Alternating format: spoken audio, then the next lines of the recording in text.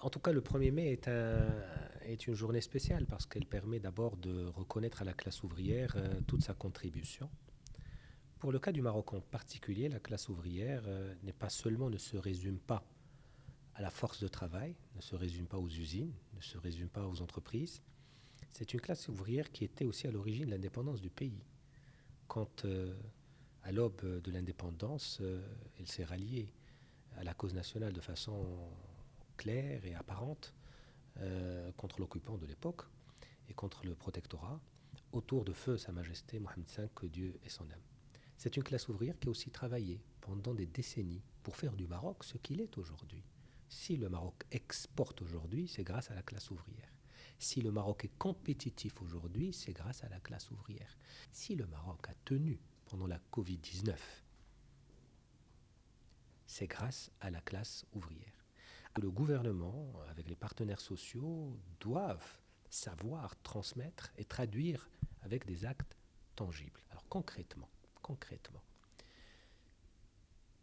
la différence entre aujourd'hui et hier, c'est qu'hier, il n'y avait pas de dialogue social. Donc tout était blanc pendant des décennies et des années. Hier, il n'y avait pas de réalisation particulière. Grâce à ce gouvernement, nous avons signé un accord social. Grâce à ce gouvernement, nous avons opéré, pour le secteur public, 3 réformes majeures avec un coût de 14 milliards de dirhams. Alors je ne vois pas comment on pourrait parler d'année blanche avec 14 milliards de dirhams, avec un demi-million de fonctionnaires qui ont connu ou qui connaîtront, parce que c'est programmé, des hausses de salaire significatives. Je prends le cas de la santé. 31 000 fonctionnaires concernés par un certain nombre de mesures qui vont pour les médecins de hausse de 3 500 à 3 900 dirhams, d'une prime contre les risques professionnels de 1 400 dirhams pour l'autre personnel, je dirais, de l'accélération de la cadence de la promotion pour une dizaine de milliers d'infirmiers. Prenons le cas de l'enseignement supérieur. Environ 18 000 personnes, avec une révision totale de leur statut, avec 3 000 dirhams qui se rajoutent aux professeurs, avec un certain nombre d'indemnités qui touchent aussi bien ceux qui enseignent que ceux qui sont dans le support. Prenons le cas de l'éducation nationale, un accord historique que nous avons signé en janvier. Alors nous aurions pu, pour des considérations de marketing, laisser l'accord jusqu'au 1er mai, pour dire oui, le 1er mai, on va offrir à 300 000 personnes ceci et cela. Nous ne l'avons pas fait parce que ce n'est pas sérieux. C'est pas sérieux. Nous avons travaillé dans l'éducation nationale pour plus de 300 000 personnes. C'est un accord qui a pris beaucoup de temps parce qu'il y avait des injustices. Et quand les syndicats sont venus nous saisir dans ce même bureau et dans le bureau du ministre de l'Éducation et avec monsieur le chef du gouvernement pour nous dire, écoutez, il y a une injustice et on tire la sonnette d'alarme. Nous avons posé la question, c'est quoi l'injustice? Ils nous ont dit, tous les instituteurs qui sont dans le primaire, tous les professeurs qui sont dans le collège, leur vie s'arrête à l'échelle 11. Il y en a parmi eux, c'est environ 70 000 personnes, qui restent pendant 20 ans sans un seul sou de plus. Et donc, la réponse était, mais que demandez-vous? Ils ont dit, nous demandons qu'ils puissent avoir ce grade exceptionnel qui permet à ces instituteurs, à ces professeurs de collège, de pouvoir accéder à quelque chose qui va au-delà de l'échelle 11 et donc qui leur permet d'être motivés pendant les 20 dernières années de leur existence professionnelle. Aucun gouvernement dans l'histoire du Maroc n'a pu prendre cette décision. C'est ce gouvernement qui l'a prise. Et encore plus, ce gouvernement s'est dit, tous ceux qui vont sortir en 2023 vont bénéficier de ce grade exceptionnel. C'est du concret, c'est 6 milliards de dirhams, la réforme de l'éducation.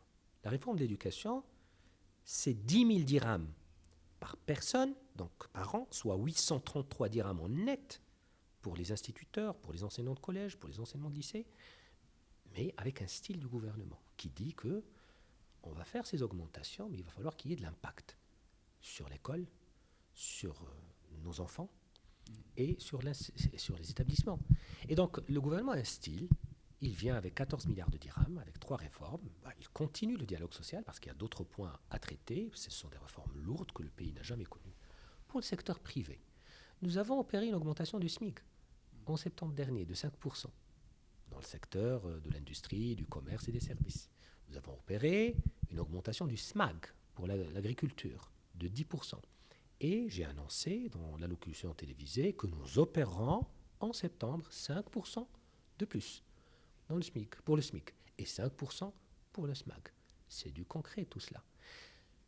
Mais nous sommes conscients qu'il y a de l'inflation importée. Nous sommes conscients que le monde a connu des soubresauts, des changements spectaculaires. C'est en dehors de notre pouvoir de réguler ce qui se passe ailleurs. Mais notre devoir en tant que gouvernement responsable, politique et citoyen, c'est d'être à l'écoute de nos citoyens, de se rapprocher le plus possible dans le cadre des moyens qui sont à la disposition. Qu'est-ce que nous avons fait ? Nous avons pris tout ce que nous avions comme possibilité financière, et bien au-delà même. Nous avons mis 22 milliards de dirhams dans le butane. C'est-à-dire que toute bonbonne de gaz est subventionnée à hauteur de 90 dirhams. Nous avons mis 5 milliards de dirhams chez l'ONE, l'Office national de l'électricité. C'est-à-dire que chaque facture de 100 dirhams est subventionnée à hauteur de 75 dirhams. Chaque facture de 200 dirhams est subventionnée à hauteur de 125 dirhams. Nous avons mis presque 5 milliards de dirhams dans le sucre. Nous avons mis 10 milliards de dirhams dans le blé. Nous avons mis 5 milliards de dirhams chez les transporteurs parce que le transport peut augmenter les prix. C'est de l'argent que le gouvernement a mis sur la table dans le cadre de l'État social que nous sommes en train de consolider.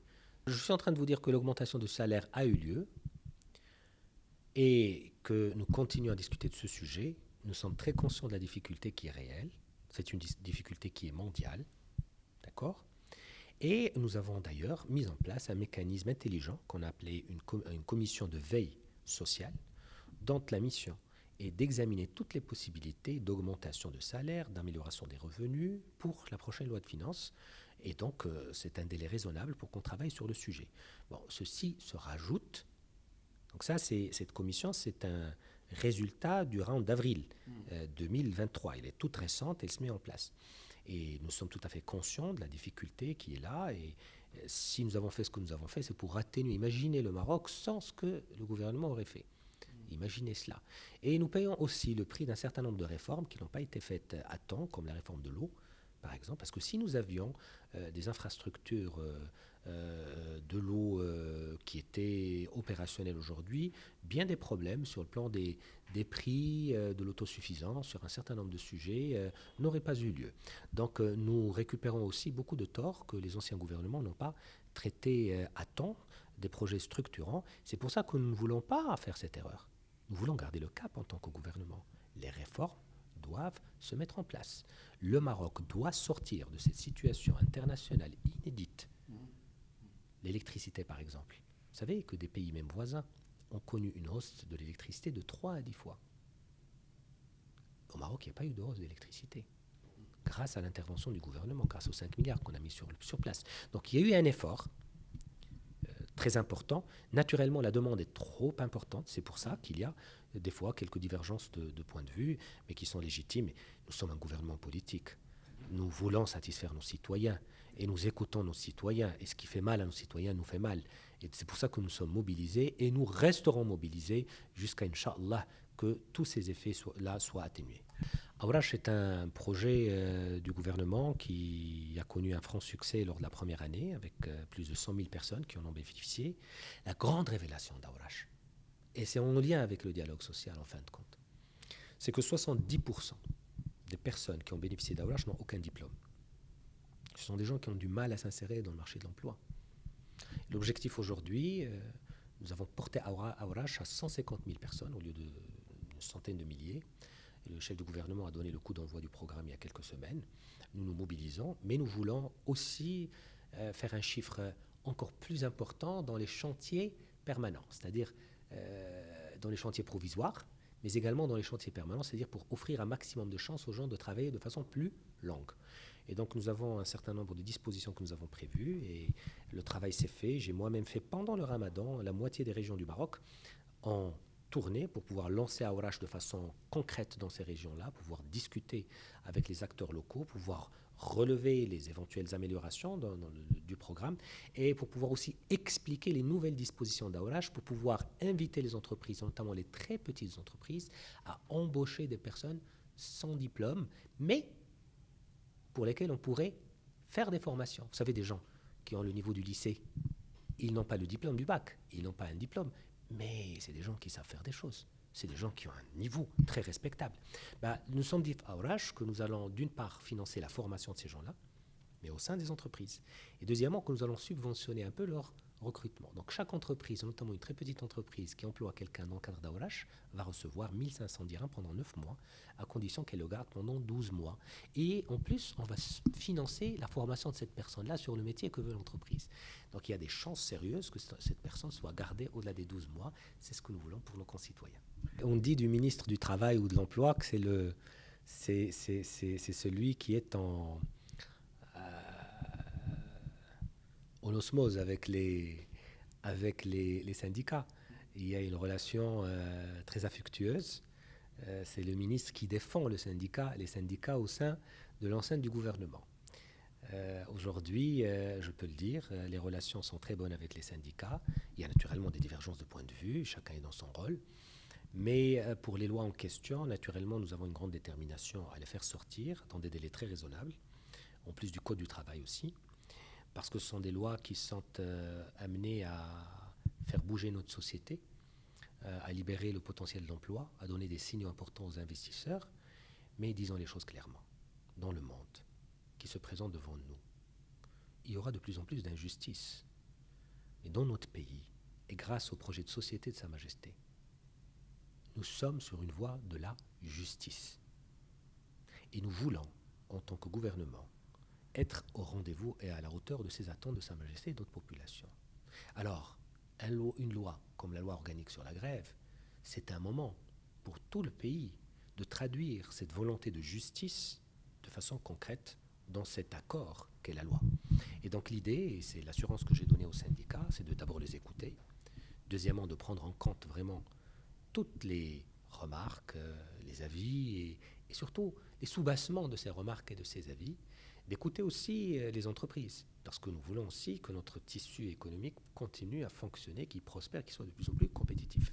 Mais nous voulons que la justice soit la règle. L'État social n'est pas une vue d'esprit.